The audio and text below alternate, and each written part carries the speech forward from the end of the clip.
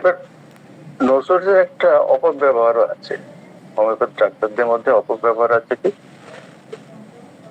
অনেক হোমিওপ্যাথি কিন্তু এটাকে ইউজ করেন আইসোপ্যাথিক্যালি। কোনো ওষুধ আমরা কিন্তু হোমিওপ্যাথিক তখনই বলবো যখন হোমিওপ্যাথিক ল মেনে, হোমিওপ্যাথিক সিদ্ধান্ত বা রুলস গুলোকে মেনে নিয়ে তখন সেটা ইউজ হবে, তখনই সেটা হোমিওপ্যাথি। তা নাহলে নার্স ভূমিকাও কিন্তু অপহোমিওপ্যাথি হিসেবে ইউজ হতে পারে। নাক্স ভূমিকা, রাস্টাক্স, কস্টিকাম, যে কোনো মেডিসিন কিন্তু অন্যভাবে যদি আইসোপ্যাথিক্যালিও সেটাকে ইউজ করা যেতে পারে বা করা হয়, অনেক সময় করা হয়। সেটা যদি কোনো প্রিন্সিপাল না মেনে করা হয় তাহলে কিন্তু সেটা হোমিওপ্যাথি হলো না। তার যদি কোনো সিমটমের উপর গুরুত্ব না দিয়ে তাকে দেওয়া হলো, শুধু অম্বল হয়েছে সুতরাং আমি নাক ভূমিকা দিয়ে দিলাম, এই নীতিতে যখন একটা নাক ভূমিকা সিলেকশন হলো তখন কিন্তু নাক ভূমিকাও কিন্তু আর সেটা হোমিওপ্যাথিক হিসেবে সেটা ব্যবহার হলো না। অর্থাৎ সেখানে নাক ভূমিকা কিন্তু অ্যালোপ্যাথিক হিসেবেই বলা যায় ব্যবহার হলো। যে কোনো অম্বল সুতরাং নাক ভূমিকা, যে কোনো ব্যথা, আঘাত লাগা মানে আর্নিকা, এগুলো কিন্তু এগুলো কিন্তু পুরোপুরি হোমিওপ্যাথি নয়। হোমিওপ্যাথি ওষুধ হতে পারে, হোমিওপ্যাথি ওষুধ যখন হোমিওপ্যাথি মতে ব্যবহার না হচ্ছে তখনই কিন্তু সেটা হোমিওপ্যাথি থাকছে না।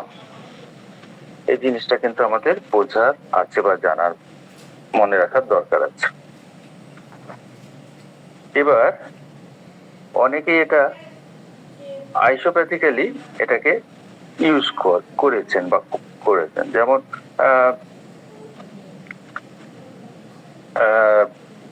কারোর সিফিলিস আছে, কোনো পেশেন্টের সিফিলিস আছে, এবার সেখানে যদি সিফিলিনাম ইউজ হয় সেটা কিন্তু আইসোপ্যাথিক্যালি ইউজ হলো।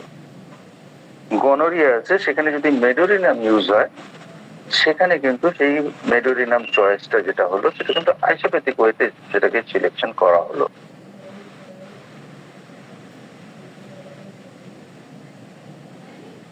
এবার বা টিউবারকুলোসিস আছে, সেখানে টিউবারকুলিনাম ব্যবহার হলো, সেখানে কিন্তু সেটা আইসোপ্যাথিক্যালি সেটা ইউজ হলো। এক্ষেত্রে ন্যাশের একটা কথা খুব উল্লেখযোগ্য, যেখানে তিনি বলছেন, আমি তাকে ন্যাশের কথাটা বলছি। ন্যাশ বলছেন লিডার্স, হোমিওপ্যাথিক লিডার্স এ তিনি, ন্যাশের যে বিখ্যাত বই আছে লিডার্স, সেটার অনেক বড় নাম, আমি সংক্ষেপে বলছি লিডার। তো সেখানে তিনি কি বলেছেন, I have cured eruptions resembling each with Sorinam, rheumatic troubles that were obstinate under usual remedies with Medorinum, and a long-standing case of caries of the spine with Syphilinum. But in none of these cases had the patient that I could trace each gonorrhea nor syphilis. অর্থাৎ কি, যে আমি কিছু eruption ঠিক করেছি যেখানে চুলকুনি আছে, psorinum দিয়ে কিছু চুলকুনি ঠিক করতে পেরেছি, কিছু ইরাপশন তার সঙ্গে ইচিং আছে, সেই ইরাপশন গুলো আমি সরিনাম দিয়ে ঠিক করতে পেরেছি। রিউমেটিক প্রবলেম আছে এবং সাধারণ মেডিসিন বা অন্য মেডিসিনেতে সেটাকে সারানো যায়নি, কিন্তু সেটা মেডোরিনাম দিয়ে ঠিক করতে পেরেছি। এবং বহু দীর্ঘদিন যাবৎ রয়েছে এ ধরনের একটা স্পাইনের টিউবারকুলোসিস আছে, সেটা সিফিলিনাম দিয়ে ঠিক করতে পেরেছি। কিন্তু কোনো কেসেতেই এই যে ওষুধগুলো সিলেকশন করেছি, কোনো কেসেতেই সেই পেশেন্টের ইচ গনোরিয়া বা সিফিলিস ছিল না। সিফিলিনাম সিফিলিসে, গনোরিয়া মেডোরিনাম, আর সোডিনামে ইচ।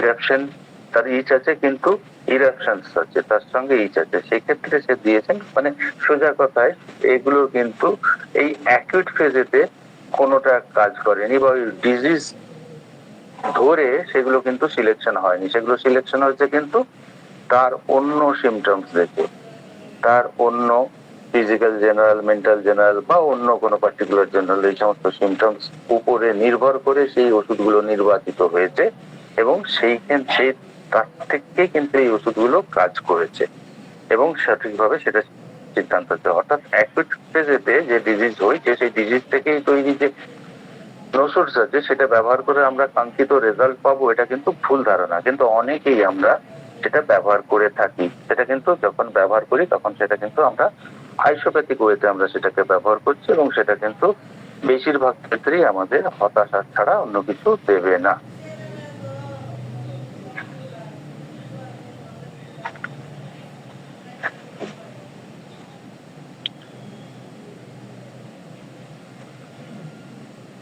আচ্ছা,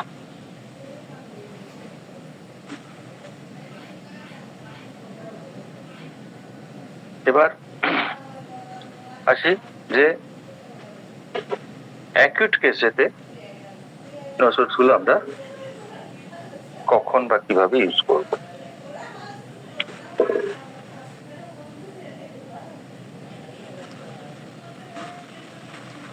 আমরা জানি যে যেটা এক্ষুনি বললাম যে যে রোগ থেকে হয়েছে সেই রোগ থেকে যদি অন্য কোনো ওষুধ আমাদের থাকে, সেই ওষুধটা কিন্তু অ্যাকিউট কেসে আমাদের কোনো কাজ করে না। প্রত্যেকেরই প্রত্যেকটা নোসোর্সেই তাদের কিছু নিজস্ব কিছু সিমটমস থাকে। হ্যালো, শোনা যাচ্ছে? শুনতে পাচ্ছি। হ্যাঁ, আমার একটা সাউন্ড হলো সেই জন্য জিজ্ঞেস করলাম। ঠিক আছে, তো এই অ্যাকিউট ফেজেতে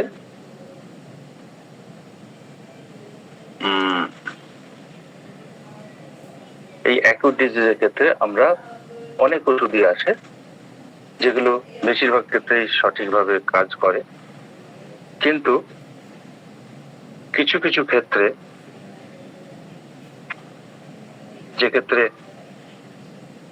এই নোসোর্স গুলোই বেশি ব্যবহার হয় সেগুলো আমাদের একটু জানার দরকার আছে। তো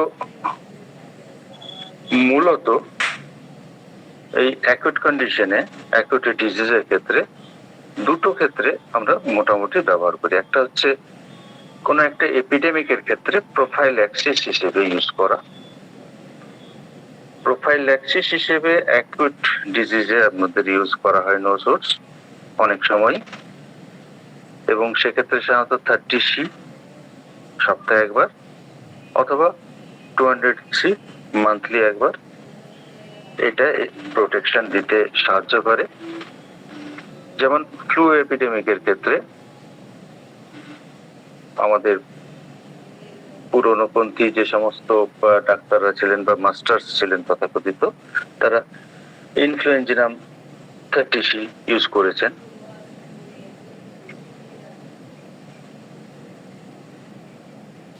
আর তার সঙ্গে মাসে একবার করে ব্যাসিলিনাম ইউজ করেছেন। বার্নেট এটা খুব বেশি ইউজ করেছেন ব্যাসিলিনাম, এবং বার্নেটও এইভাবে ইউজ করেছেন। তো এইটা একটা ক্ষেত্র। আরেকটা হচ্ছে কোনো কোনো ক্ষেত্রে কিছু কিছু রোগ বা কিছু কিছু ডিজিজ সেগুলো হচ্ছে খুব স্লো এবং বারবার ফিরে আসে। সেক্ষেত্রে ওই রোগের ক্ষেত্রে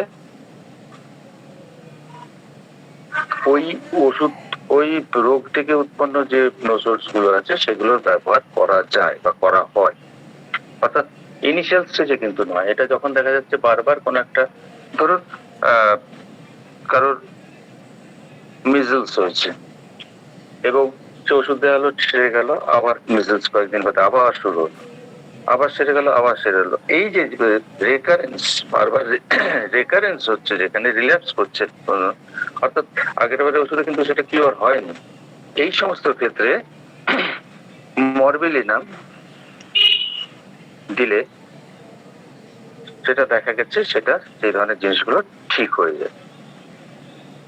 বা যাদের হুপিং কাফ হয়েছে এবং সেটাও বারবার ওই ধরনের ওইভাবে ফিরে আসছে, সেক্ষেত্রেও দেখা যাচ্ছে পার্টোসিন দিলে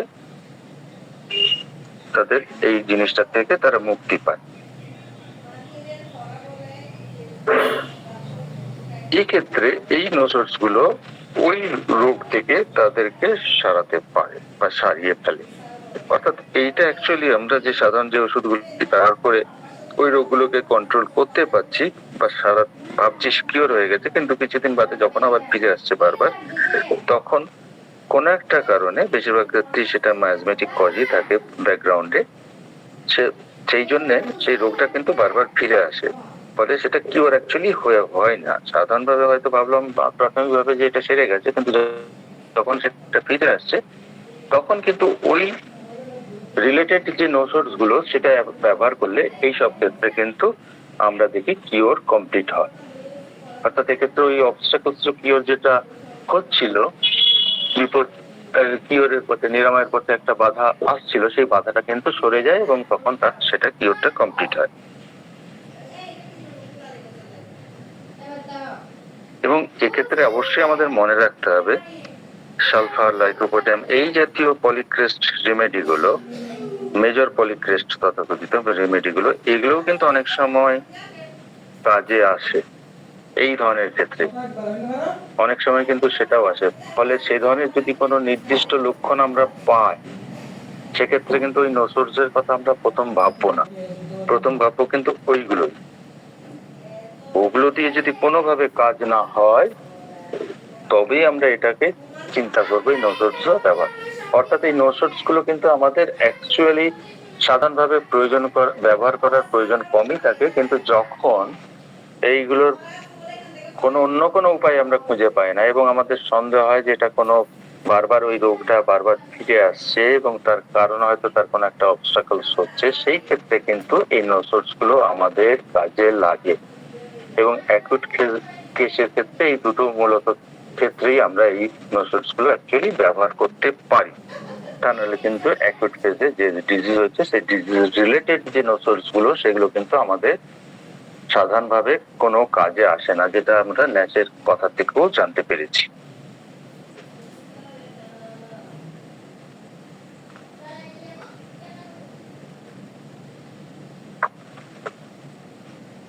এবার আসা যাক ক্রনিক কেসে। ক্রনিক কেসে নোসোর্স আমরা কখন কখন ব্যবহার করি। নোসোর্সের মূল ব্যবহার কিন্তু আমাদের যেটা হয় সেটা কিন্তু এই ক্রনিক কেসেতে, এবং এই নোসোর্স কিন্তু সবসময় ব্যবহার হয় না। অর্থাৎ স্পেশাল কিছু কেসেতেই কিন্তু এই নোসোর্সের প্রয়োজন হয়। অর্থাৎ যখন আমরা গাড্ডায় পড়বো, সেই গাড্ডা থেকে ওঠার জন্য আমাদের যে জিনিসগুলো লাগে তার মধ্যে একটা বড় জিনিস হচ্ছে আমাদের অস্ত্র, সেই নোসোর্স।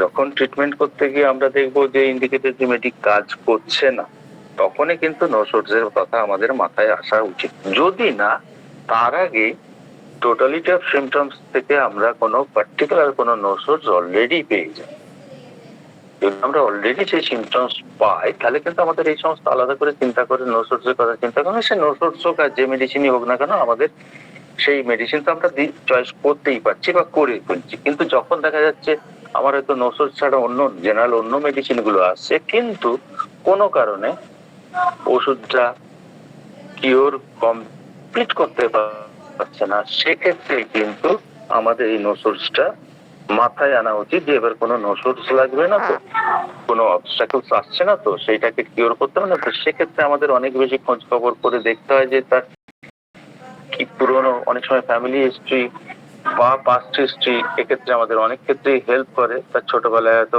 পক্স হয়েছিল বা মিজলস হয়েছিল, এই ধরনের ভূমিকা হয়েছিল, এই ধরনের যে হিস্ট্রি গুলো আমাদের কাছে পাই আমরা, বা ফ্যামিলি হিস্ট্রিতে হয়তো টিউবারকুলোসিস আছে, সেই ক্ষেত্রে কিন্তু আমরা সেগুলোকে বিচার করি। যখন অন্য কোনো সিমটমস আমাকে টোটালিটি আলাদা করে দেখাচ্ছে না, সেই ক্ষেত্রে আমরা কিন্তু তখনই নোসোর্সের কথা চিন্তা করব, তাকে কিন্তু অবশ্যই নয়। আর একই সঙ্গে এটাও আমাদের মনে রাখা দরকার, যে কোনো পর্যায়ে আমরা দেখি কোনো একটা পেশেন্টের ক্ষেত্রে ক্লিয়ার কাট ইন্ডিকেশন আছে কোনো পার্টিকুলার মেডিসিন, সে নোসোর্স হোক বা যে মেডিসিনই হোক না কেন, সে কিন্তু আমরা নোসোর কথা চিন্তা করবো না প্রাথমিকভাবে, ফ্যামিলি হিস্ট্রি থাকলেও করবো না, যদি না আমাদের মনে হয় সেই ফ্যামিলি হিস্ট্রি বা পাস্ট হিস্ট্রি খুব বেশি ইম্পর্টেন্ট, না দিলে এই রোগটা হয়তো সারবে না। অনেক সময় আমরা কিন্তু এই ধরনের পাই, কি ধরনের, যখন অন্য কারোর কাছ থেকে ট্রিটমেন্ট করে আমাদের কাছে কোনো পেশেন্ট আসে, তখন দেখা যায় যে তার ব্যবহার করা ওষুধগুলোর মধ্যে অনেক ওষুধ সে ব্যবহার হয়েছে এবং সেই সিমটমসও তার মধ্যে রয়েছে, কিন্তু তারপরেও সেই ওষুধটা কাজ করেনি। সেই ক্ষেত্রে আমরা একটা ধ্যান ধারণা পাই যে এই ওষুধগুলো অ্যাকচুয়ালি কাজ কেন করেনি। সেইখান থেকে আমরা অনেক সময় বুঝতে পারি, হয়তো প্রথমেই আমরা তখন নো সোর্স ব্যবহার করতে পারি, কিন্তু সেগুলো এক্সেপশনাল কেস। সেটা ছাড়া কিন্তু প্রাথমিকভাবে নো সোর্স মাথার কথা নয়। তো ক্রনিক কেসে ক্রনিক রেমেডি হিসেবে প্রথম একটা নো সোর্স ইউজ করা হয়। যেমন ধরুন একটা বাচ্চা যার শ্বাসকষ্ট বা অ্যাজমা হচ্ছে, হাঁপানি, কিন্তু সে সমুদ্রের ভালো থাকছে, রাত্রে ভালো থাকছে এবং অসুখ বেলাতে থাকছে নিচেস্ট পজিশন এবং পা দুটো সে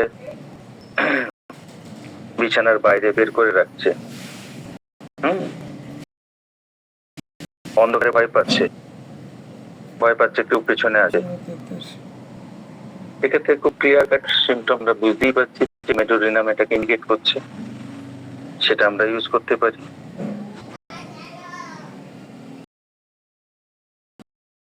এই ক্ষেত্রে এই ধরনের সিমটম যদি প্রথমেই পাই, তখন আমরা প্রথমেই মেটোরিনাম ইউজ করব। ক্ষেত্রে টোটালিটি অফ সিমটমস টোটালি মেটোরিনামে ইন্ডিকেশন, টোটালটাই মেটোরিনামই কভার করছে। আবার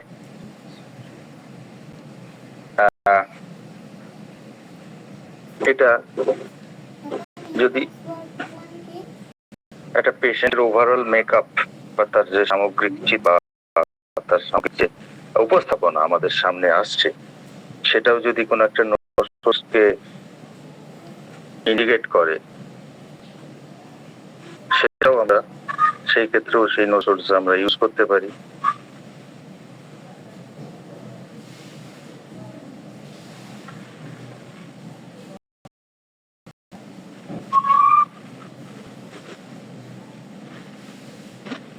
আচ্ছা,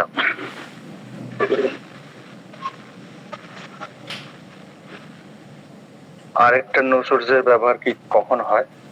ইন্টারকারেন্ট মেডিসিন হিসেবে। যখন একটা ওয়েল সিলেক্টেড মেডিসিন সঠিকভাবে কাজ করতে পারছে না বা কিছুটা কাজ করেও তারপরে সে আর কাজটা ধরে রাখতে পারছে না, অর্থাৎ আবার দেখা যাচ্ছে বারবার সেটাকে রিপিটেশনের প্রয়োজন আসছে। কারণ কি? তার একটা ভাইটাল উইকনেস আছে এবং তার কিছু ভেতরে কিছু টেন্ডেন্সি রয়েছে, সেটা তার নিজস্ব টেন্ডেন্সি, এবং অথবা অন্য কোনো কারণে, কিন্তু যে ওষুধটা দেওয়া হচ্ছে সে ওষুধটা সঠিকভাবে সিলেকশন করেই দিচ্ছে এবং তার মধ্যে পেশেন্টের মধ্যে সেটা যথেষ্ট পরিমাণে তার টোটালিটিকেও ইন্ডিকেট করছে। তা সত্ত্বেও এটা কাজ করছে না। এক্ষেত্রে আমাদের মাথায় রাখতে হবে যে এটা একটা কোনো মায়াজমেটিক ব্লকের জন্যই এটা ঘটে। একটু আগেও যেটা বললাম, কোনো মায়াজমেটিক ব্লকের জন্যই হয়, পেছনে কোনো মায়াজমের কাজ আছে এবং সেই মায়াজমের অ্যাক্টিভিটির জন্যই অ্যাকচুয়ালি এই ধরনের ঘটনা ঘটে।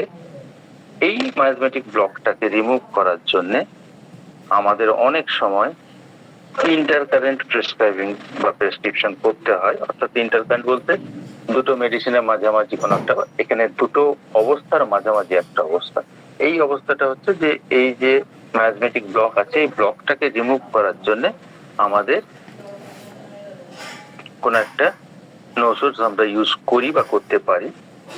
অনেক সময় এক্ষেত্রে কিন্তু সালফারও ব্যবহার হয়। ওয়েল সিলেক্টেড রিমেডিপেল, ওয়েল ইন্ডিকেটেড রিমেডিপেল, তার মধ্যে একটা সালফার আমরা ব্যবহার করতেই পারি। একই সঙ্গে এই নোসোর্সও কিন্তু অনেক সময় আমাদের ব্যবহার হয় এবং এই নোসোর্সটা ব্যবহার করার পরে দেখা যায় যে এই ওষুধটা আবার কাজ করতে শুরু করে।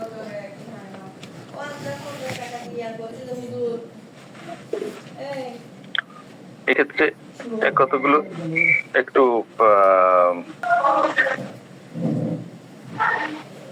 ব্যাপার আমাদের একটু মাথায় রাখতে হবে।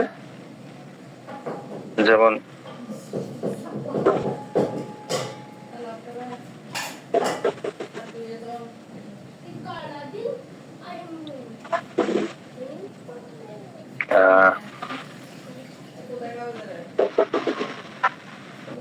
যখন কোন একটা রোগীর ক্ষেত্রে ধরা যাক থুজা LM 3 ইউজ হচ্ছে, ঠিক আছে, এবং পেশেন্ট সেই সেম বোতল থেকেই ওষুধ খাচ্ছে, অথবা ধরুন ফসফরাস কোন একটা টিউবারকুলার মায়াজমেটিক কেসেতে কাজ করছে কিন্তু তারপরে কাজ বন্ধ করে দিচ্ছে, সেক্ষেত্রে কিন্তু এই ফসফরাসের ক্ষেত্রে টিউবারকুলিনাম এই রোগীর ক্ষেত্রে কিন্তু এই ব্লকটাকে রিমুভ করবে।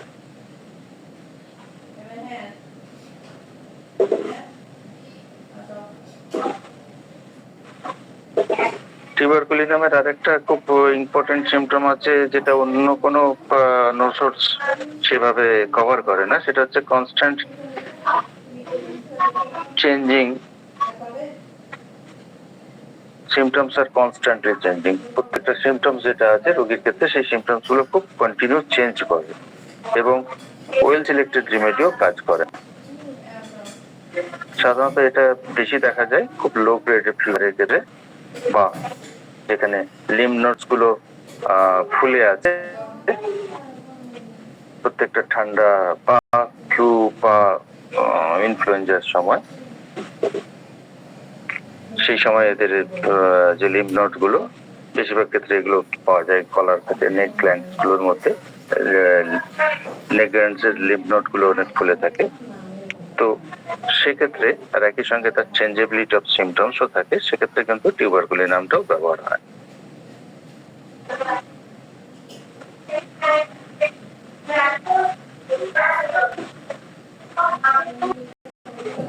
যখন কোন একটা ওষুধ দেওয়া হচ্ছে এবং ওষুধ দেওয়া হচ্ছে এবং তখন দেখা যাচ্ছে সেক্ষেত্রে ওষুধটা কাজ করছে, তখন কিন্তু চুপ করে বসে থাকতে হয়, সোজা কথায় ওয়েট অ্যান্ড অবজার্ভ। যতক্ষণ সেটা কাজ করছে ততক্ষণ কিন্তু অন্য ওই নোসোর্স বা অন্য কোনো মেডিসিন দেবার কোনো প্রয়োজন হয় না, কারণ আমরা জানি নোসোর্স গুলো অনেক বেশি গভীরে কাজ করে, অনেক দিন ধরে কাজ করতে পারে, সেই কারণে সেই জন্যই আমাদের এক্ষেত্রে কিন্তু আমাদের ধৈর্যের একটা পরীক্ষা কিন্তু আমাদের দিতে হতে পারে বা দিতে হয়।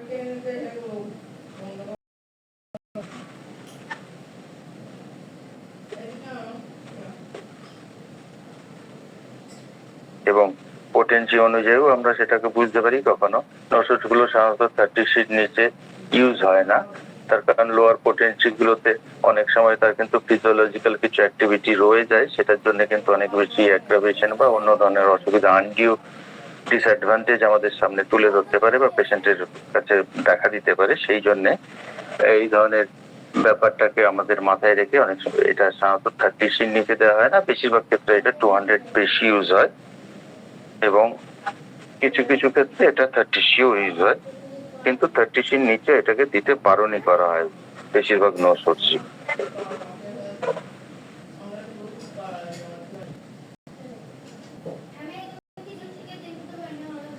অনেক সময় সেই জন্য নোসোর্স দেওয়ার পরেও ইনিশিয়ালি কিছু ক্ষেত্রে হয়তো দেখা গেল তার কোনো কিছু লাভ হচ্ছে না, সেক্ষেত্রেও কিন্তু আমাদের অপেক্ষা করে দেখতে হয়, 1 সপ্তাহ থেকে অন্তত 2 সপ্তাহ অপেক্ষা করে দেখতে হয়। যদি ইমপ্রুভমেন্ট না হয় তখনই একমাত্র অন্য ওষুধের কথা আমরা ভাবতে পারি। কখনো সেটা সেই নোসোর্সটা রিপিট করা হয়, কিন্তু অনেক সময় সঙ্গে সঙ্গে করা হয় না,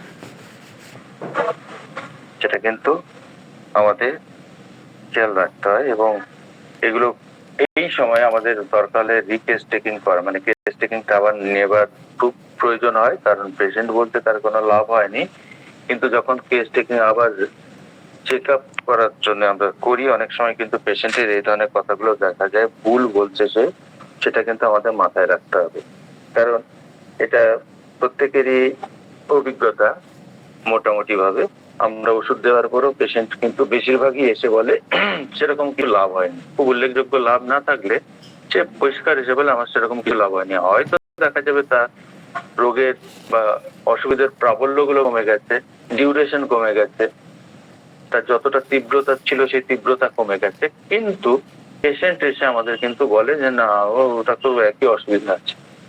এগুলো কিন্তু আমাদের এই ডিটেকটিভের মতো আমাদের খুঁচিয়ে খুঁচিয়ে আমাদের প্রত্যেকটা সম্বন্ধে জানতে হবে এবং সেখানে জিজ্ঞেস করে জানতে হবে যে আপনি যখন ওষুধ দিয়েছিলাম সেই সময় আপনার যে অসুবিধা ছিল বা ওষুধ দেওয়ার আগে আপনার যে অসুবিধা ছিল আজকেও কি সেই ধরনের অসুবিধা আছে, না তার থেকে বেড়েছে, কমেছে, কিরকম আছে, এইরকম করে প্রত্যেকটা সিমটমস যখন খুঁচিয়ে খুঁচিয়ে জিজ্ঞেস করা হবে তখন দেখা যাবে কিন্তু অনেক ক্ষেত্রেই পেশেন্টের ওই বলা কথা কিন্তু সঠিক নয়। দেখা যাবে তার ক্ষেত্রে কিন্তু ইমপ্রুভমেন্ট হয়েছে, তার মধ্যে কিছু চেঞ্জ এসছে, সেই চেঞ্জটা কিন্তু সে কিছু ভাবছে না, তার কারণ তার যে অসুবিধা ছিল সে অসুবিধা কিন্তু এখনো রয়েছে, কিন্তু সেই অসুবিধার প্রাবল্যটা অনেক কমে গেছে।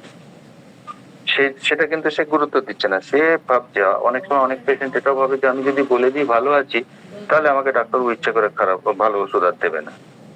সেই জন্যে সেটা কিন্তু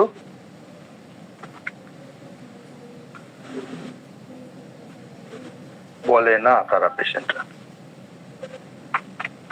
আচ্ছা, আরেকটা ক্ষেত্রে কি নেভার উইল সিন্স, মানে কোন একটা ঘটনার পর থেকে আর আমি ভালো নেই, এবং যদি এটা কোনো ইনফেকশাস ডিজিজ হয়, কোন একটা রোগের পর থেকে যদি দেখা যায় সে আর ভালো নেই বা তার সমস্ত অসুবিধা ওই রোগটা হওয়ার পর থেকে হতে শুরু করেছে, তখন কিন্তু নো সোর্স ইনিশিয়াল স্টেজেতেই দেওয়ার প্রয়োজন হয়। অর্থাৎ এখানে পেশেন্টের পাস্ট হিস্ট্রি সেখানে কিন্তু সেটাকে ইন্ডিকেট করবে, এবং অনেক সময় কিন্তু আমি এই সময় এই রোগটা হওয়ার পর থেকে ভালো নেই, এটা কিন্তু অনেক সময় আমরা প্রথমের দিকে পাই না। যখন আমাদের কোনো কারণে পেশেন্টের ইমপ্রুভমেন্ট স্থগিত হয়ে যায়, বন্ধ হয়ে যায়, আর ইমপ্রুভমেন্ট হয় না, তখন যখন আমরা আবার রিকোয়েস্ট টেকিং করি, আবার সমস্ত জিনিসগুলো আবার নতুন করে জানতে চেষ্টা করি, জিজ্ঞেস করি, আরো এলাবোরেট করার চেষ্টা করি, বা যে জায়গাগুলো হয়তো সে বলেনি আমার সন্দেহ হয়েছিল যে কিছু একটা হয়তো সে হতে পারে, তখন সেগুলোকে খুঁচি খুঁচি জিজ্ঞেস করতে করতে অনেক সময় কিন্তু পেশেন্ট আমাদের সামনে বলে ফেলে হ্যাঁ এই রোগের পর থেকে আমার কিন্তু সমস্ত অসুবিধা আস্তে আস্তে শুরু হয়েছে। এই ঘটনাটা যখন কোনো অ্যাকিউট ডিজিজ থেকে হয়, অনেক সময় সেই রিলেটেড কিছু নো সোর্স আমাদের ব্যবহার করার প্রয়োজন হয় এবং সেটা আমাদের প্রয়োজন হয়ে পড়ে।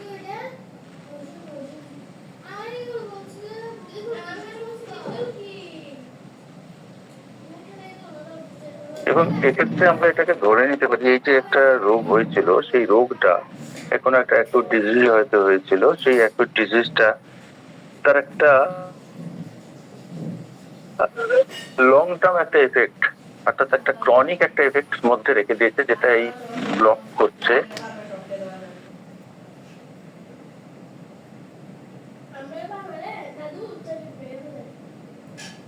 এই ধরনের রোগ হয়। তখন তার হোমিওপ্যাথি ট্রিটমেন্ট বেশিরভাগ ক্ষেত্রে হয় না, অনেক সময় বিভিন্ন ধরনের অ্যালোপ্যাথি বা অন্য কোনো প্যাথি ব্যবহৃত হয়, এবং সেখানে যখনই এই রোগগুলোকে দমিয়ে দেওয়া হয়, সাপ্রেশন করা হয়, তখনই কিন্তু সেই যে রোগের একটা ছাপ কিন্তু রয়ে যায়, যেটা কিন্তু ট্রিটমেন্ট করতে এলে সেই ছাপের ব্যাপারটা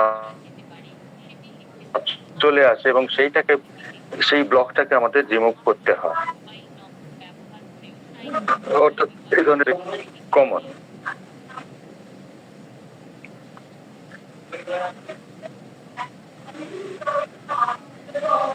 যেমন কোনো কারো হয়তো ইনফ্লুয়েঞ্জা হয়েছিল, খুব ইনফ্লুয়েঞ্জা হয়ে তাকে হয়তো জেলসিমিয়াম দিয়ে সেটা ঠিক হয়ে গেছিল, ঠিক আছে, কিন্তু কোনো কারণে সেই পেশেন্টের দেখা গেল তার ভাইটাল ফোর্স এত উইক হয়ে গেছে যে এই তার মাঝে মাঝেই দেখা গেল কিছুদিন ছাড়া ছাড়াই তার একটা ইনফ্লুয়েঞ্জা লাইক সিমটমস তার মধ্যে বা ইনফ্লুয়েঞ্জা লাইক ডিজিজ তার মধ্যে অ্যাপিয়ার করছে। এক্ষেত্রে হয়তো প্রাথমিকভাবে একবার দুবার হয়তো আমাদের মাথায় আসবে না, কিন্তু যখন দেখবো ওই ধরনের রোগীটা বারবার একই ধরনের রোগ নিয়েই আসছে এবং বেশিরভাগ ক্ষেত্রে সেটা ওষুধ দিয়ে সেরে যাচ্ছে কিন্তু কিছুদিন বাদে আবার হচ্ছে, তখন কিন্তু আমার ও ক্ষেত্রে যদি কোন একটা ইনফ্লুয়েঞ্জিনাম একবার যদি ব্যবহার করা হয়, অনেক ক্ষেত্রে দেখা যাবে এই রোগীটা কিন্তু সেই রোগের ওই ধরনের একই ধরনের রোগে বারবার হওয়ার ঘটনাটা কিন্তু তার মধ্যে কমে যাবে। অর্থাৎ যেটা বলছিলাম যে বারবার কোনো রিল্যাপস করছে সেক্ষেত্রেও যেমন এটা ব্যবহার হয়, কিন্তু ক্রনিক কেসেও কিন্তু এটা অনেক সময় ব্যবহার হয়। কারণ আজকে ইনফ্লুয়েঞ্জা হলো 6 মাস বাদে আবার ইনফ্লুয়েঞ্জা হলো, তারপর আবার 8 মাস বাদে আবার ইনফ্লুয়েঞ্জা হলো, আবার হয়তো 12 মাসের মধ্যে আবার ইনফ্লুয়েঞ্জা হলো।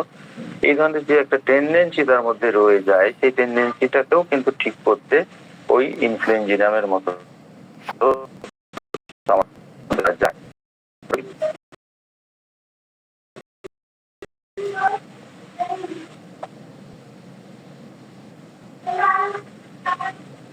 অর্থাৎ মেজেস হওয়ার পরে মরবিলিনাম অনেক সময় ফ্লুর হয়েছে, সেটার জন্য যদি কখনো যেন অসুবিধা হয় তাহলে সেটা ইনফ্লুয়েঞ্জিনাম ব্যবহার হয়। স্কারলেটিনাম আমাদের খুব আনকমন, বহু বছরে হয়নি, এটা হয়তো আমাদের একাডেমিক ডিসকাশনে হয়তো এটা বলবো, ব্যবহারিক ক্ষেত্রে কিন্তু এটার প্রয়োজন খুব একটা এই মুহূর্তে নেই, বা আমাদের সামনে স্কারলেট ফিভার সেভাবে আসে না।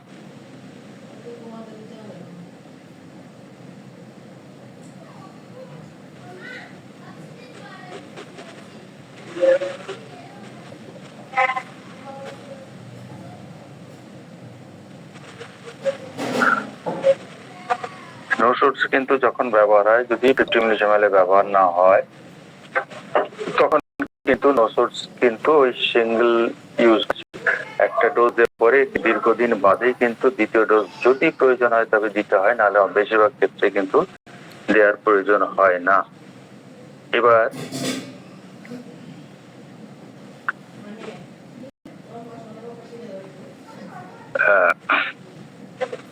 ভ্যাকসিনেশনের ক্ষেত্রেও কিন্তু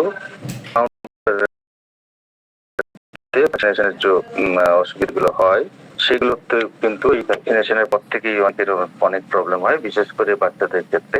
অর্থাৎ আমাদের এখানে এটা আমরা ধরতে পারি যে কোভিড হয়েছে এবং কোভিড এর ম্যাক্সিমাম ভ্যাকসিনেশন অনেকেই, বেশিরভাগ লোকই করে নিয়েছে। তো সেক্ষেত্রেও আমরা নিজেরাও জানতে পারছি বা দেখতে পাচ্ছি বা আমাদের পেশেন্টের কাছ থেকে আমরা দেখছি যে পেশেন্টের অনেক প্রবলেম আসছে, সেগুলো সেই প্রবলেমগুলো তাদের কিন্তু আগে সেরকম ভাবে হতো না, কিন্তু এখন বারবার একই ধরনের একটা রোগেতে তারা ভুগছে। এক্ষেত্রেও কিন্তু নোসোর্সের ব্যবহার হওয়ার খুব সুযোগ আছে বা ব্যবহার করতে হতে পারে বা করতে হচ্ছে, এটাও কিন্তু আমাদের মাথায় রাখতে হবে। এই ভ্যাকসিনেশনের ব্যাড এফেক্টকেও ঠিক করার জন্য বা ভ্যাকসিনেশনের জন্য যে ইমপ্রেশন আমাদের রয়ে যাচ্ছে সেটাকেও ঠিক করার জন্য কিন্তু আমরা নোসুটস ব্যবহার হয়।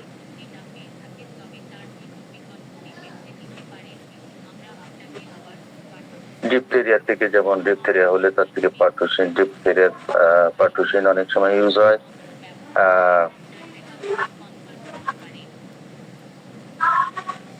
সেটা এমনি আমাদের ক্ষেত্রে ব্যাড এফেক্টস অফ ভ্যাকসিনেশনের পূজা অ্যান্টিমপুট এ ধরনের কিছু কিছু মেডিসিন আছেই, কিন্তু সেগুলো যখন ইউজ করে আমরা কিছু রেজাল্ট পাই না, কাঙ্ক্ষিত রেজাল্ট পাই না, তখন কিন্তু আমাদের ওই ধরনের কিছু নোসুটস আছে কিনা সেইটা কিন্তু দেখতে হয়। পক্স থাকলে যেমন ভ্যারিওলিনাম ইউজ হয়, পক্স হয়েছিল কখনো তারপর থেকে ভ্যারিওলিনাম ইউজ হয়। এখন পুরো অবসোলিট, সুতরাং ভ্যারিওলিনামের ইউজ হচ্ছে অর্থে স্মল পক্সের জন্য যে আফটার এফেক্টের জন্য যে স্মল পক্সের জন্য ভ্যারিওলিনাম ইউজ হয় সেটা কিন্তু কম ইউজ হয়, কিন্তু ভ্যারিওলিনামের অন্য সিমটমের জন্য অনেক সময় ইউজ হয়, সেটাও কিন্তু সামনে আছে আমাদের।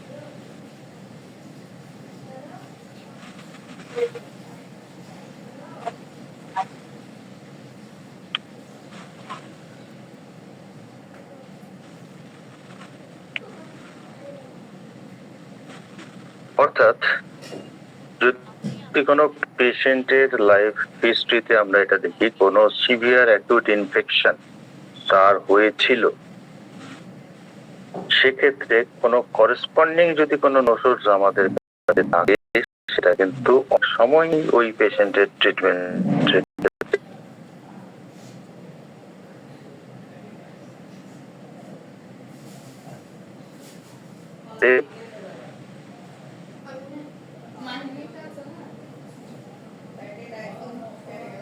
অসুবিধা কিন্তু দূর হয়ে যাবে।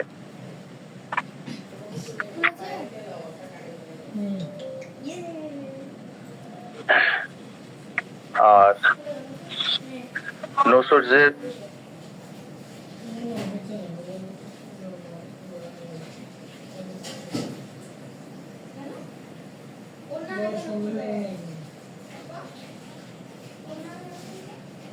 নেই, কিন্তু ইমিউনাইজেশন যেটাকে বলা হয় ভ্যাকসিনেশন, বা সেটা ভ্যাকসিনেশনের মূল কারণটা ইমিউনাইজেশন, ইমিউনিটি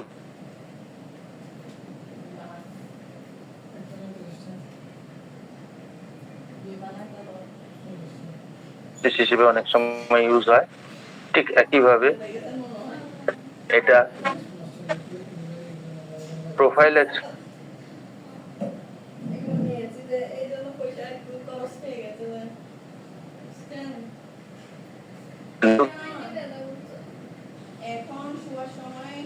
কোন একটা এপিডেমিকের ক্ষেত্রে ক্রনিক এপিডেমিক সাধারণত হয় না, এপিডেমিক গুলো সব অ্যাকুট ডিজিজ, কিন্তু ওই এপিডেমিকের আফটার এফেক্ট হিসেবে কিন্তু অনেক সময় এই নোসোর্স গুলোকে দেওয়া হয় এবং পেশেন্টের সেক্ষেত্রে ইমিউনিটিটা কিন্তু অনেক বেটার হয়।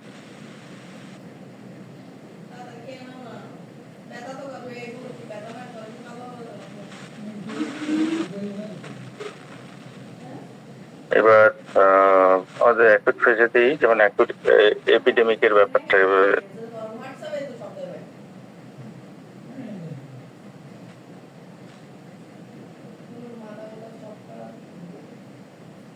ছিল ব্রাজিলে 1974-এ।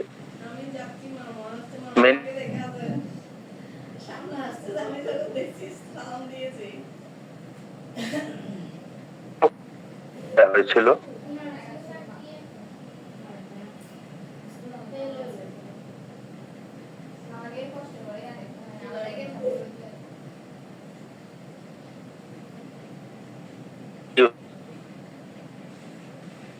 পায়নি, অর্থাৎ সেটা কন্ট্রোল হিসেবে।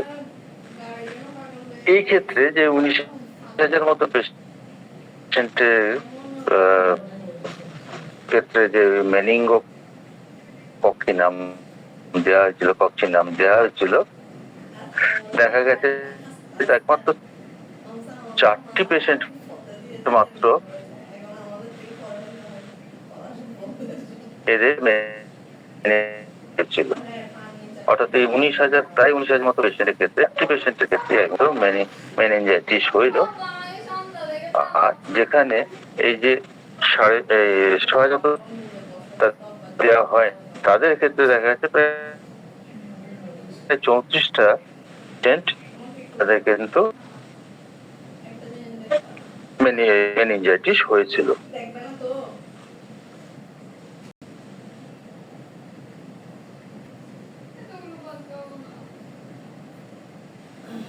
বনি হোসেনও এই ব্যাপারটা বলেছিলেন এবং তিনি সম্ভবত প্রথম বলেছিলেন যে nosodes could be use to prevent epidemic disease.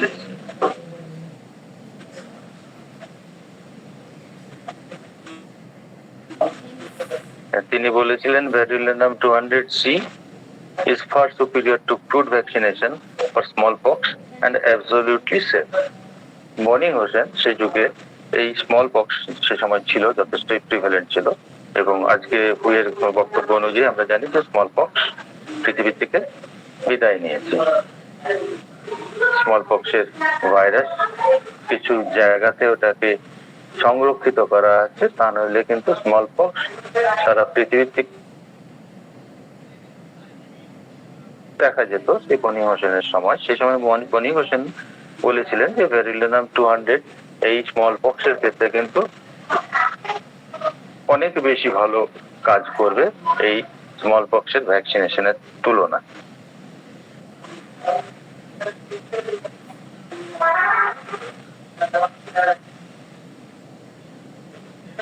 Crompton Burnett কি লিখেছিলেন? বার্নেট লিখেছিলেন, I have for the last 9 years been in the habit of using vaccine matter, that is variolinum, in 30C potency whenever smallpox was about, and I have thus far not seen anyone to so treated get variola or smallpox. অর্থাৎ তিনিও বলেছেন যে আমি last 9 বছর ধরে দেখছি যে, এবং আমার এটা একটা হ্যাবিট হয়ে গেছে, যখনই দেখছি যে কারোর স্মল পক্স আশেপাশে হচ্ছে সেক্ষেত্রে ভ্যারিওলিনাম 30 ইউজ করেছি এবং আমি দেখেছি তার মধ্যে কোনো একজনও স্মল পক্স তাদের হয়নি। Dorothy Shepherd the magic of minimum ডোজেতে যে বইটি আছে সেই বইতে লিখেছেন, diphtheria can be more safely prevented by the homeopathic nosodes diphtheria given in single dose in higher potency. এক্ষেত্রে ওই প্রিভেন্টিভ পারপাসেই তিনি বলেছেন, ডরথি শেফার্ড বলেছেন যে ডিপথেরিয়াম হাই পোটেন্সিতে দিলে কিন্তু ডিপথেরিয়াকে প্রিভেন্ট করে।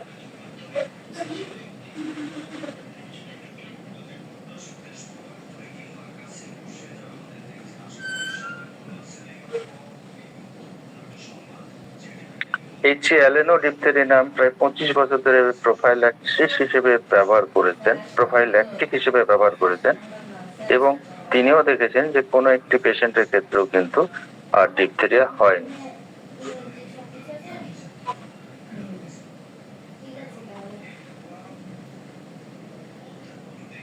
এক্ষেত্রে মনে রাখা দরকার, এই সমস্ত মাস্টাররা যে সমস্ত মেডিসিন গুলো অনেক সময় ইউজ করেছেন সেগুলো কিন্তু অনেক সময় প্রুভড হয়। যেমন মেনিঙ্গোকক্সিন নাম যখন ইউজ করা হয়েছিল 1974-এ ব্রাজিলে, তখন কিন্তু মেনিঙ্গোকক্সিনের নাম প্রুভড নয়, আনপ্রুভড মেডিসিন। তাতেও সে কিন্তু ওই মেনিনজাইটিসকে প্রিভেন্ট করেছিল।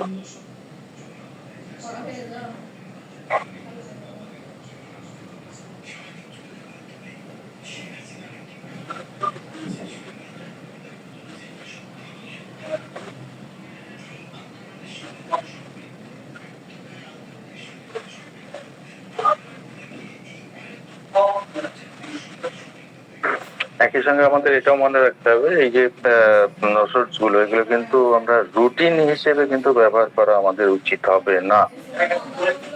অর্থাৎ রুটিনলি কারোর কোনো বাচ্চা কোনো মেজেলসের ভ্যাকসিন নিয়েছে,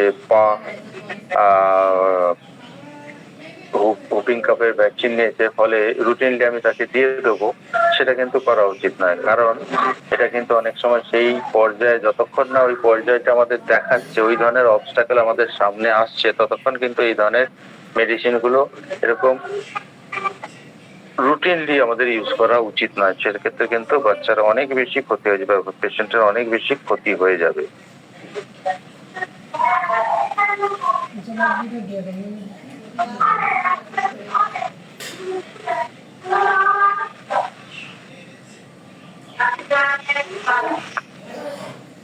এছাড়া নোসোডসের আর কি কি ব্যবহার বা ইন্ডিকেশন আমরা দেখতে পাই, যেখানে সিমটমস অনেক কম বা one sided disease, one sided case patient, সেখানে তাদের ইন্ডিকেশন আমরা সঠিকভাবে পাই না, ফলে কোনো পার্টিকুলার রেমেডি চয়েস করতে পারি না। তো সেখানে প্রিভ্যালেন্ট যে মায়াজমেটিক স্টেট আছে, কন্ডিশন আছে, অর্থাৎ যে ধরনের মায়াজমেটিক কন্ডিশন পেশেন্টের মধ্যে আছে, সেই ধরনের মেডিসিন অনুযায়ী সেই ধরনের কোনো মেডিসিন যদি আমরা ইউজ করি, যেমন ধরা যাক কোনো সাইকোটিক পেশেন্টের ক্ষেত্রে আমরা মেডোরিনাম ব্যবহার করলে সেক্ষেত্রে কিন্তু অনেক সময় আমরা দেখেছি যে এই ধরনের যে পজিটিভ অফ সিমটমস বা অপ্রতুলতা, সিমটমসের অপ্রতুলতা, সেটা কিন্তু অনেক সময় সেই সিমটমস গুলো আমাদের কাছে সামনে উঠে আসে, দেখতে পাই।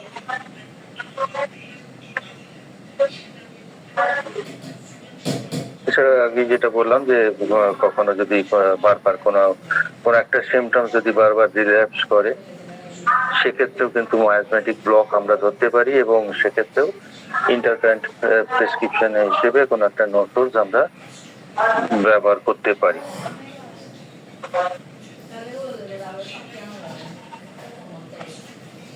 ফার্স্ট হিস্ট্রি থেকে এবং ফ্যামিলি হিস্ট্রি থেকে, তার পুরনো কোনো রোগ থেকেও কিন্তু আমরা অনেক সময় তার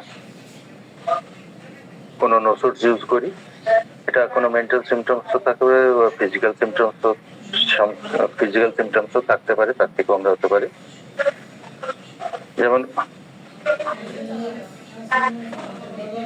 যেমন কোন একটা যদি ফ্যামিলি হিস্ট্রি থাকে যে depression, alcoholism, drug addiction, suicide বা সেলফ ডিস্ট্রাকটিভ বিহেভিয়ার কোন একটা ফ্যামিলিতে যদি থাকে, তো সেক্ষেত্রে সিপিলিটিক মাইজম এবং সেক্ষেত্রে আমরা সিপিলিনাম ইউজ করতে পারি। বা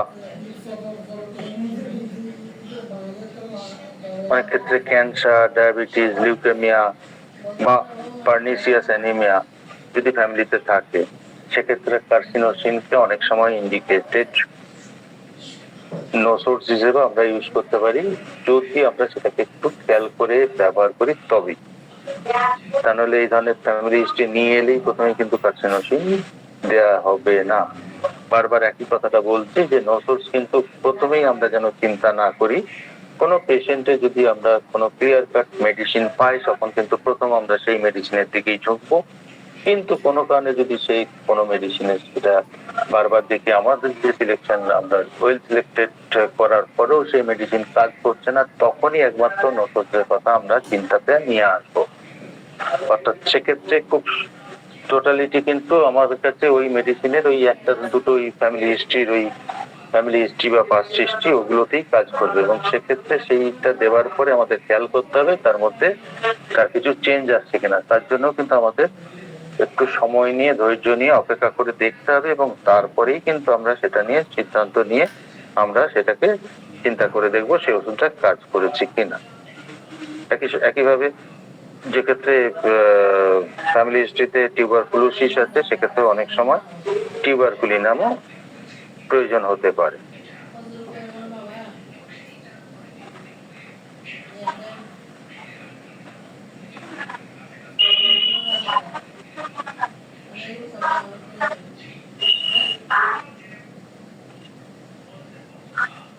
অনেক সময় বাচ্চাদের ক্ষেত্রে যে বাচ্চারা খুব বেশি উত্তেজিত হয়ে যায়, প্রচন্ড বেশি ট্যান্ট্রাম বা তাদের মধ্যে কি বলবো ছিচকেপনা, বা তাদের মধ্যে অনবরত একটা চেঞ্জিং প্যাটার্ন, আজকে এই চাইছে তো কালকে ওই চাইছে, বা এইটা জিনিস যেটা চাইছে সেটা হাতে দেওয়ার পরে সে আবার অন্য জিনিস চাইছে, তাকে ঠান্ডা করা যাচ্ছে না, সে অনবরত বাহানাবাজি শুধু চালিয়েই যাচ্ছে এবং ব্যতিব্যস্ত করে তুলছে সংসারে বা ফ্যামিলির লোকজনকে, এবং হাত পা ছুঁড়ে মারধর করছে বা হাত পা ছুঁড়ছে, অন্যকে লাথি মেরে দিচ্ছে, চিৎকার চেঁচামেচি করছে, মেঝেতে শুয়ে পড়ছে। এই ধরনের বিভিন্ন ধরনের এই সমস্ত যদি কোনো একটা বাচ্চার ক্ষেত্রে দেখা যায়, তখন কিন্তু টিউবারকুলিনাম অনেক সময় আমরা এই ধরনের পেশেন্টকে ইন্ডিকেট করে, এবং সেক্ষেত্রে টিউবারকুলিনাম যদি ইউজ করা যায়, সেগুলো কিন্তু অনেক ক্ষেত্রে এই ধরনের পেশেন্টকে আমাদের সামনে ঠিক করে তোলে।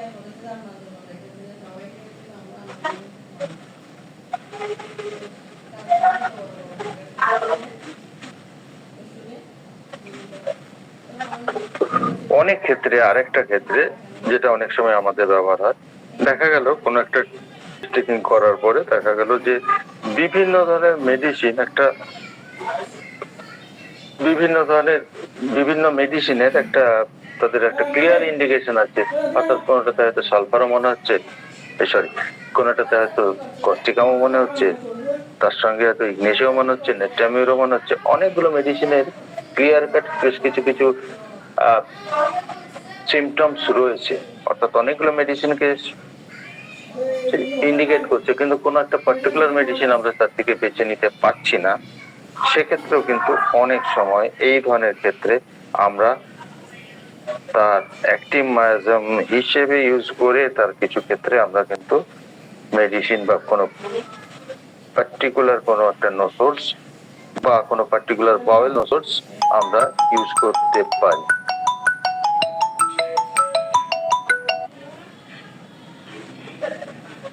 এবং এক্ষেত্রে ওই রোগীর ক্ষেত্রে দেখা যায় পরবর্তীকালে মানে এই নোসোর্স ব্যবহার করার পরে তার ক্ষেত্রে কিন্তু কিছুটা অনেক সময় ক্লিয়ার কাট কিছু ইন্ডিকেশন সামনে আসে। কার্সিনোসিনের ক্ষেত্রে একটা খুব ভালো নোসোর্স, যেটা এই ধরনের ক্ষেত্রে অনেক সময় ইউজ হয়।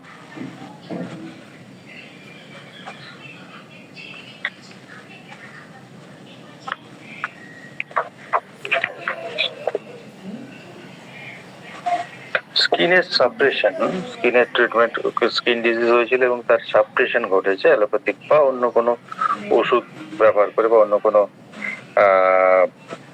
কোনো কিছু অয়েন্টমেন্ট ইউজ করে সেটা হয়তো চাপা পড়ে গেছে, কিন্তু সেটা আবার সেটা নতুন করে আসছে। সেক্ষেত্রে কিন্তু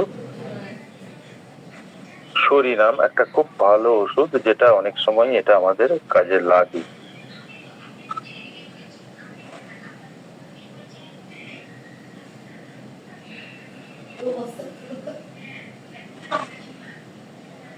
খেয়াল রাখতে হবে এই ওষুধ গুলো যদি ব্যবহার করার সময় এদের সিমটমস বেছে নিয়ে আমরা কিছুটা মেলাতে পারি, তাহলেই কিন্তু এই ওষুধ গুলো তুলনায় অনেক বেটার কাজ করে।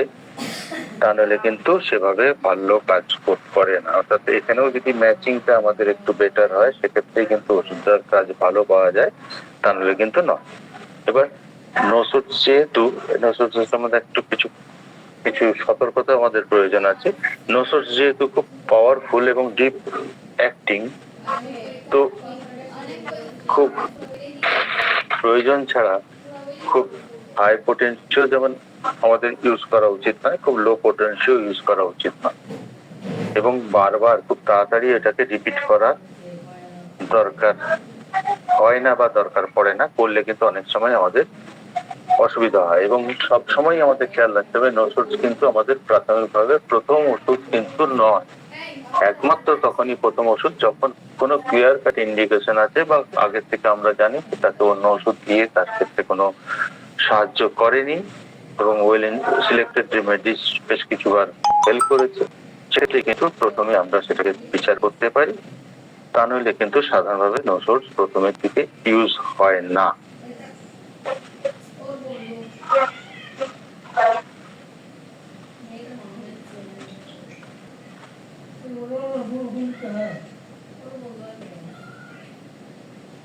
এবং যে ক্ষেত্রে কোনো একটা মেডিসিনকে কোনো পেশেন্টের কোনো টোটালিটি যখন একটা ক্লিয়ার কাট একটা কোনো মেডিসিনকে ইন্ডিকেট করছে, তখন কিন্তু সেই ওষুধকে ভুলে গিয়ে কিন্তু কোনো ওষুধ ইউজ করা সঠিক নয়। এক্ষেত্রে পেন্ট একটা কথা বলেছেন যে আই হ্যাভ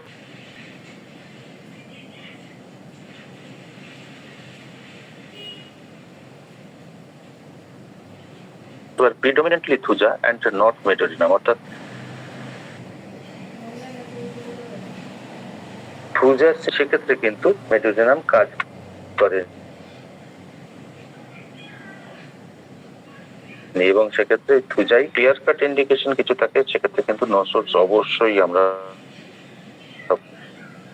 ভাববো না।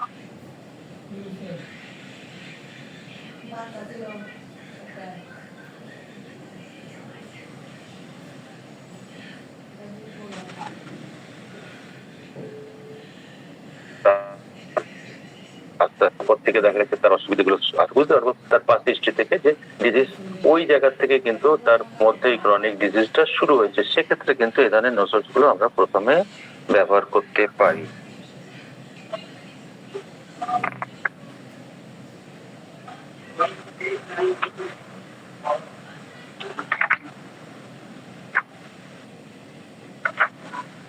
তো মোটামুটি এই হলো নোসোর্স সম্বন্ধে আজকে আমাদের আলোচনা। যদি এবার কারো কোনো প্রশ্ন থাকে করবেন, আমি চেষ্টা করব উত্তর দিতে। ধন্যবাদ। ধন্যবাদ স্যার। ধন্যবাদ স্যার, আজকে একটি অসাধারণ আলোচনা আমাদের উপহার দেওয়ার জন্য। আমরা আলোচনা পরবর্তী স্তরে চলে যাব। আজকের আলোচনা প্রসঙ্গে যদি কারো কোনো প্রশ্ন থাকে আপনার হ্যান্ড রাইজ করবেন।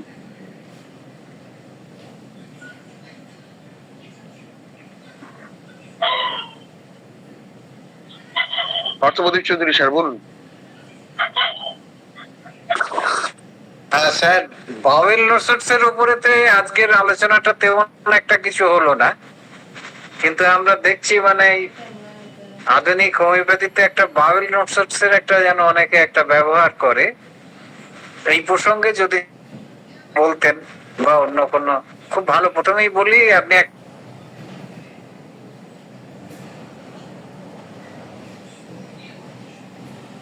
বেশ ছড়িয়ে ছিটিয়ে খুব সুন্দরভাবে বলেছেন।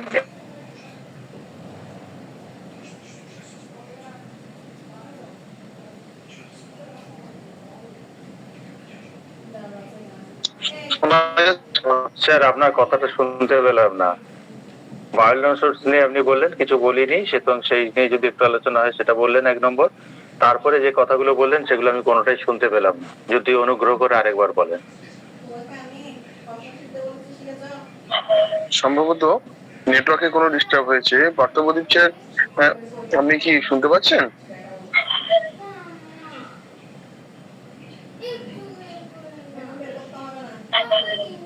আচ্ছা, আমরা স্যারের প্রশ্নে যাওয়ার আগে অন্য কারো যদি কোনো প্রশ্ন থাকে আমরা একটু হ্যান্ড রাইজ করবেন আজকে আলোচ্য বিষয় সম্পর্কে। আসলে হ্যাঁ, এই লাইনটা বড্ড গন্ডগোল করে তো। হ্যাঁ স্যার, অনেক বিস্তৃত বলেছেন, এটাই জানিয়েছি। স্যার বাউল নেশনের পরে কিছু শোনা যায়নি, আপনি যদি আরেকবার বলেন।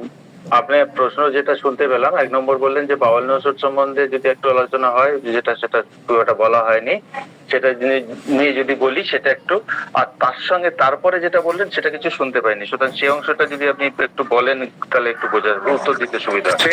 অন্য কিছু নয়, ওটা ওটা আপনাকে ধন্যবাদ জ্ঞাপন করেছি। ভীষণভাবে ভালো একটা ক্লাস হয়েছে এবং বিস্তৃতভাবে বলেছেন, এর জন্য আপনাকে ধন্যবাদ জ্ঞাপন করেছি। আপনি ভালো থাকবেন, খুব সুন্দর ক্লাস হয়েছে।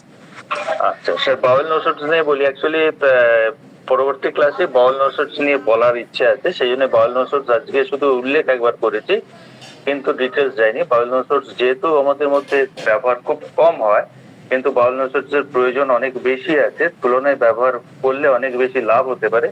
সেজন্য বাউল নসর সম্বন্ধে শুধু একটা সিঙ্গেল ক্লাসেতেই আমি আলোচনা করতে চেয়েছি বলেই বাউল নসর আজকে বিশেষ কিছু বলিনি। সেটাও এক ধরনের নসর, এবং সেটা সাধারণত আমাদের এই পায়খানা থেকেই সেটা তৈরি হয়েছে বিভিন্ন ধরনের। তো সেটা নিয়ে আলাদা বিস্তৃত আলোচনা করার ইচ্ছে আছে বলে আমি সেটা নিয়ে আজকে কিছু বলিনি। ধন্যবাদ স্যার।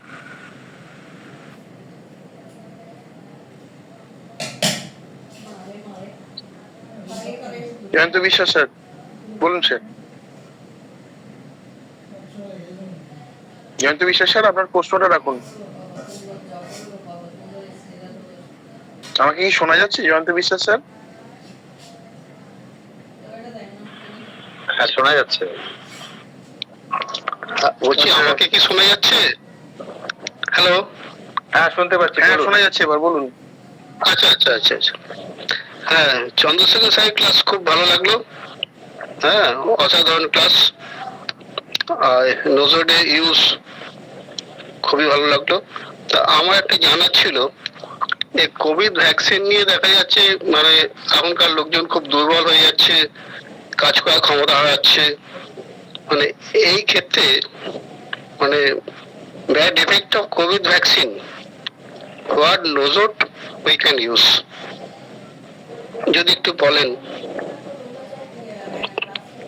সেই সম্বন্ধে আমার যতটুকু জানা যাচ্ছে, কোভিড থেকে কয়েকটা ভ্যাকসিন কয়েকজন তৈরি করেছেন, কিন্তু সেগুলো এখনো আমাদের মার্কেটে অ্যাভেলেবেল নয়, এবং তারা কিছুটা এটা নিয়ে চর্চা চলছে করছেন। হ্যাঁ, যেমন যতদূর মনে পড়ছে আমার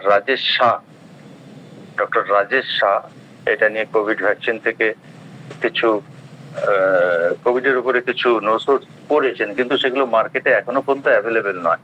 সুতরাং আমরা তো সেটা ব্যবহার করতে পারছি না। এবার ব্যক্তিগত অভিজ্ঞতা থেকে আমি দেখেছি অনেক ক্ষেত্রেই মাস্ক অনেক ক্ষেত্রেই এদের এই কোভিডের যে ব্যাড এফেক্ট সেটা কিন্তু অনেক সময় হেল্প করছে। এছাড়া আমরা থুজা বা অ্যান্টিমফ্লুড এটা ভাবতে পারি, কিন্তু এগুলো কিন্তু কোনোটাই কিন্তু নো সোর্স নয় ঘটনা চক্রে। কিন্তু কোভিডের থেকে কোনো নো সোর্স আলাদা এখনো পর্যন্ত আমার বাজারে কোনো অ্যাভেলেবেল নয়, জানা নেই সঠিকভাবে। সুতরাং সেই জন্য আমরা সেটা ব্যবহার করতে পারছি না। সুতরাং অন্য কোনো নো সোর্সের যদি সিমটম আমরা পাই সেক্ষেত্রে ব্যবহার করতে পারি, ঠিক আছে।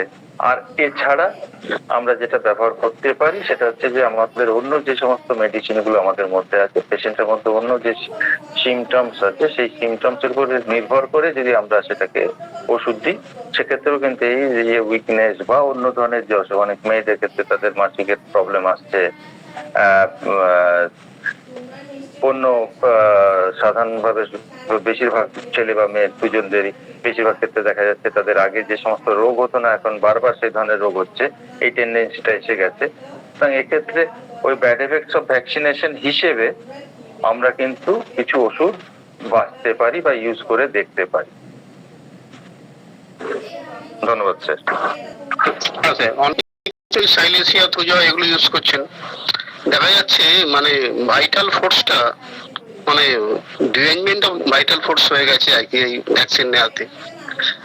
তা সেই হিসেবে আমি জানতে চাইছিলাম। হ্যাঁ, কিন্তু আলাদা করে কোভিড এর উপরে কিছু নোটস তৈরি হয়েছে আমার যেটুকু আমি জেনেছি, কিন্তু সেগুলো এখনো কিন্তু আমাদের বাজারে কিন্তু এখনো অ্যাভেলেবেল নয়, এখনো সেই এক্সপেরিমেন্টাল স্টেজেই আছে। তারা সেটাকে প্রুভিং বা এই সমস্ত জিনিসগুলো চালাচ্ছে, কিন্তু সেটা মার্কেটে এখনো কিন্তু বা আমাদের ডিজিটালি বা নেটওয়ার্কের মাধ্যমে আমরা কিন্তু এখনো সেটা পাইনি। ওকে স্যার, স্যার পেলে জানাবেন। হ্যাঁ, পেলে তো অবশ্যই জানাবো। আমি জানানোর থেকেও আমরা সবাই বোধহয় জানতে পারবো একসঙ্গে, চিন্তা নেই। ওকে স্যার, ধন্যবাদ স্যার। ডক্টর দীপঙ্কর সাহা, আপনি হ্যান্ড রেজ করেছিলেন, আপনার প্রশ্নটা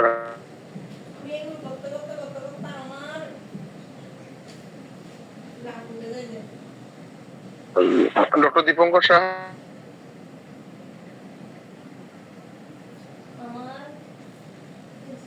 ডক্টর দীপঙ্কর সাহা, আপনি কি শুনতে পাচ্ছেন?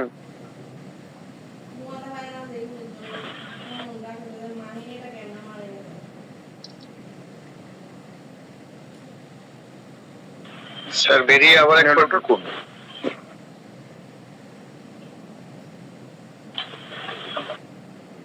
দীপঙ্কর সাহা, আপনি বেরিয়ে আরেকবার ঢুকুন।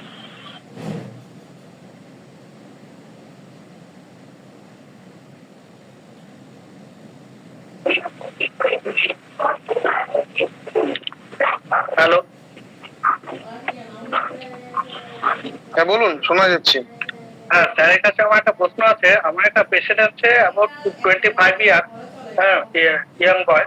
তার ওই কোভিড ভ্যাকসিন নেওয়ার পর ঘন ঘন ঠান্ডা লাগছে, হ্যাঁ, সহজেই ঠান্ডা লাগছে। তা আমি কি এই ভ্যাকসিনেশনের ব্যাড এফেক্ট হিসাবে নসট হিসাবে ইনফ্লুয়েঞ্জা নামটা ব্যবহার করতে পারি? এটা আমার একটু জানার ছিল। যদি একটু দেখবেন ইনফ্লুয়েঞ্জা নামের সিমটমস এর মধ্যে কিছু সিমটমস তার কভার করছে কিনা, যদি করে সব থেকে ভালো হয়, যদি না করে সেখানে ইনফ্লুয়েঞ্জা নাম আপনি ব্যবহার করতেই পারেন।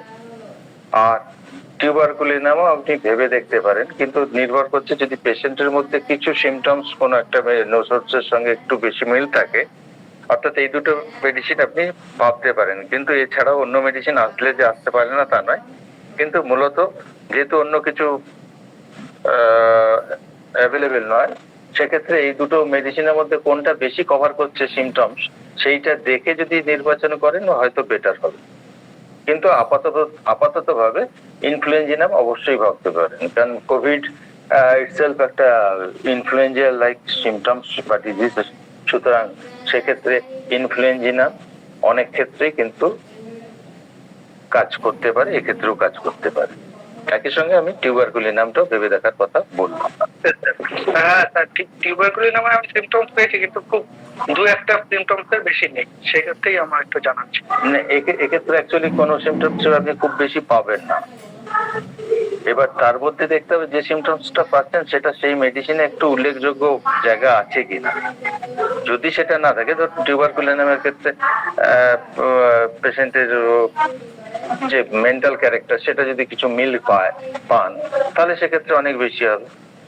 এই ব্যাপারগুলো একটু দেখতে হবে আপনাকে, দেখে নিয়ে আপনি দেখবেন, তুলনায় আপনি দেখবেন, এক্ষেত্রে কিন্তু সেইভাবে অনেক সময় এটা হেল্প করতে পারে। Thank you sir. ধন্যবাদ। আমরা ক্লাসটিকে আর দীর্ঘায়িত করছি না, আর এই নিয়ে নিশ্চয়ই স্যার পরবর্তী পর্বও করবেন।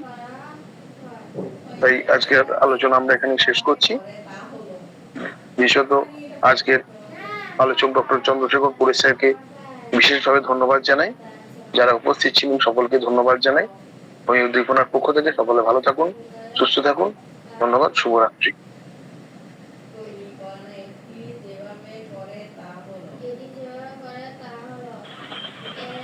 শুভরাত্রি স্যার। সত্যি সুন্দর একটি ক্লাস উপহার দিলেন আপনি। আপনি চাইলে এখন লিভ নিতে পারেন। ভালো থাকবেন স্যার, ভালো রাখবেন। আগামী কাল আমাদের ক্লাস আছে। আগামীকাল ক্লাসের ঘোষণাটা করে দিই।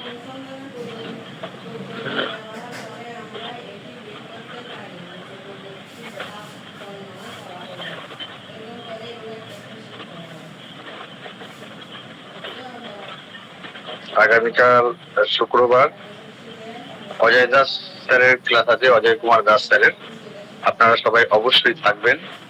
কালকে স্পেশাল ক্লাস, এবং যারা জয়েন্ট হবেন অবশ্যই তাদের চিকিৎসক হিসাবেই থাকতে হবে, কারণ চিকিৎসক ছাড়া কেউ জয়েন করতে বারণ করেছেন স্যার।